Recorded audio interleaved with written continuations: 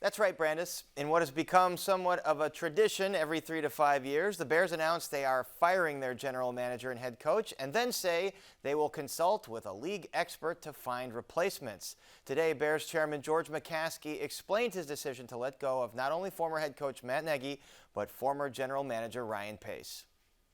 Our offense failed to show improvement. We continued to struggle at home.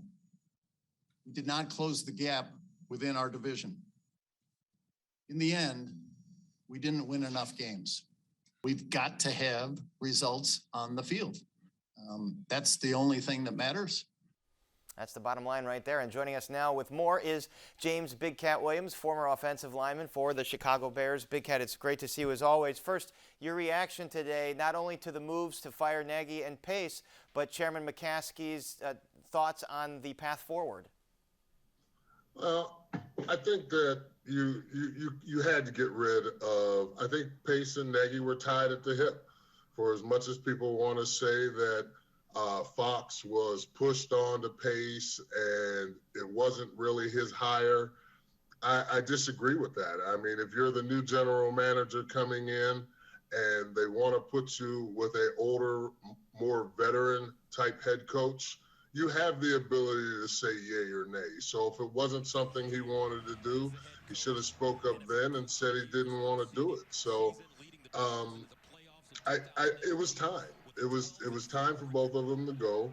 And, you know, like George said, you look at the offense, which he was paid to come in here and fix, and it never got fixed.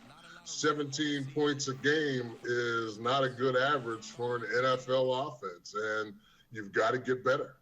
And what about the fact that George McCaskey's saying, well, we're going to bring in a consultant again, just like they did before, and then I'm going to make the call on my own. Oh, by the way, I'm a fan. I'm not a football evaluator. What about that? Was it shocking to you? It wasn't shocking to me. To hear him say that, it was a shock that he actually said it, but it was not a shock to hear. It's something that you've always known, as you know, from a person that's been a player, that's been in that locker room, that's been in that facility.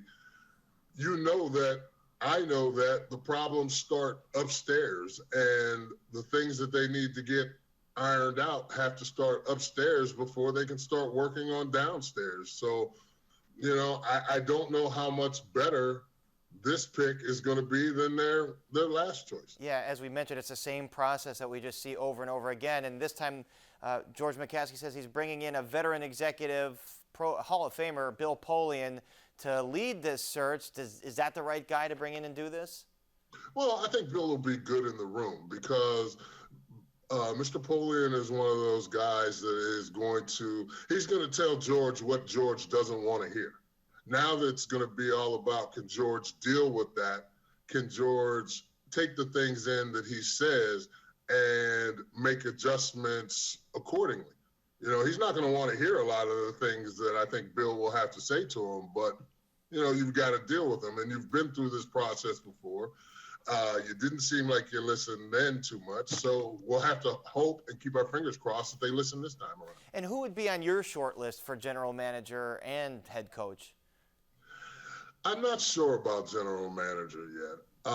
You know, I was still playing by the cards that Pace could still be around, but I think that when you're talking about a head coach, you need to make a splash. You know, you look at what the Raiders did, and even though it didn't work out, they made that big splash. They were getting the new stadium. They wanted to make a big splash with their team, and they brought Gruden in. When you talk about what the Bears are going through now, you're talking about them trying to get a new stadium together, and you need to make that big splash with your head coach, whether it's a Jim Harbaugh type, somebody that knows the organization, somebody that was drafted by the organization, that has proven to be a good head coach in several places, not only in the NFL, but in college. And he's a coach that can deal with players. Not all the players might like him, but he knows how to deal with them, and he knows how to get the best out of them. And You talk about like a Josh McDaniels out of New England. It'll be his second time around. What did he learn the first time that he can bring to a job like this? But I think it has to be a big name that can make a big splash when he gets here. And the number one person that he has to get the most out of is the quarterback, Justin Fields. Are you convinced from what you saw this year that you're ready to crown him the franchise quarterback of the Chicago Bears for next year? No, I'm not ready to crown him the next. The Bears are looking for a guy that can sustain excellence for 10 to 15 years, that can be a franchise quarterback. We've seen Justin after his first season and in a scheme that really did not seem to work for him. So, I want to see him with a scheme that fits him, a scheme that was put together for him to use his talents and his abilities to the maximum. So can we get that? Hopefully. And hopefully he's all that, that we think he's wrapped up to be.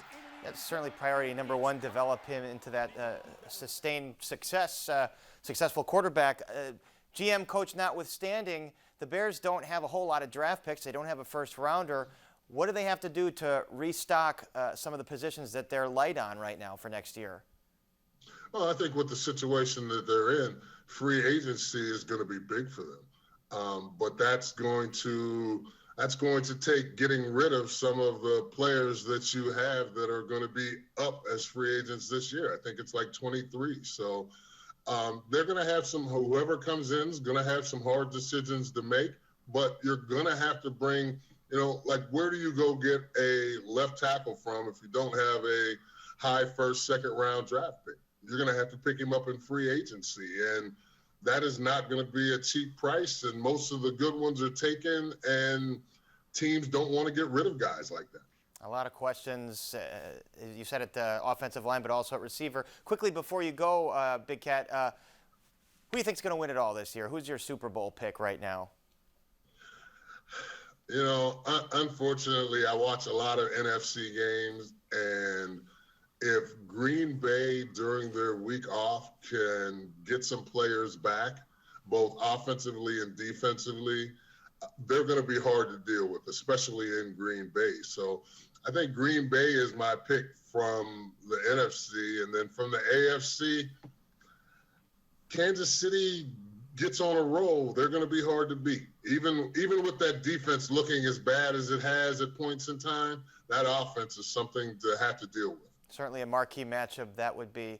All right, James Big Cat Williams, I guess we'll see you in 6-7 months to talk about a brand new Bears regime. Thanks so much, as always, for joining us. Sounds good, Parrish. You take it easy. All right, you too.